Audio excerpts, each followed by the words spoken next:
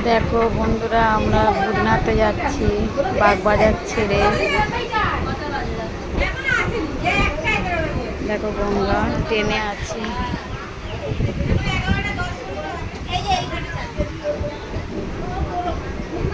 নীল ষষ্ঠীর উপোস করেছি বন্ধুরা।